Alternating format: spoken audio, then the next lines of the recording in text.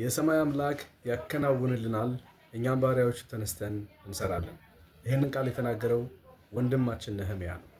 ነህምያ ይህንን ቃል የተናገረው ሰንበላጥና ጦቢያ የምታስበው ሀሳብ ምንድን ነው ብለው የተነሳበትን የቅጥር ማደስ የከተማ መገንባት ፕሮግራም ሲያራክሱበት የማይሆን ነገር ከአቅማችሁ በላይ የሆነ ነገር የማትችሉትን ነገር ነው ያሰባችሁት በማለት ሀሳባቸውን ሲያራክሱባቸው ነህምያ የሰጠው አስደናቂ የእምነት ምላሽ ነው።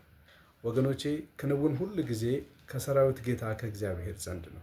ከኛ የሚጠበቀው በእምነት ተነስቶ መንቀሳቀስ ነው። ነህምያ ያደረገው ይሄን ነው። ይሄ ተቃውሞ በርትቶ ቀጥሏል። ወደ ምዕራፍ 3 ምዕራፍ 4 5 6 ስትሄዱ የሰንበላጥና የጦቢያ ተቃውሞ መልከ ብዙ ሆኖ መጥቷል።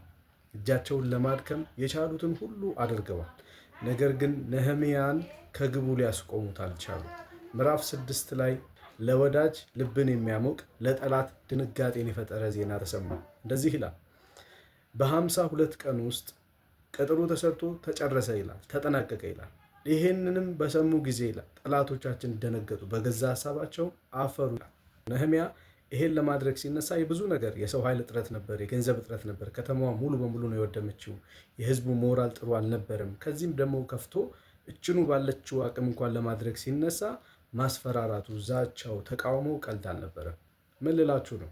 በእምነት ጀምሩ እንጂ ትጨርሳላችሁ። ተነሱ፣ የእምነት እንቅስቃሴ አድርጉ፣ የእምነት ጉዞ ተጓዙ።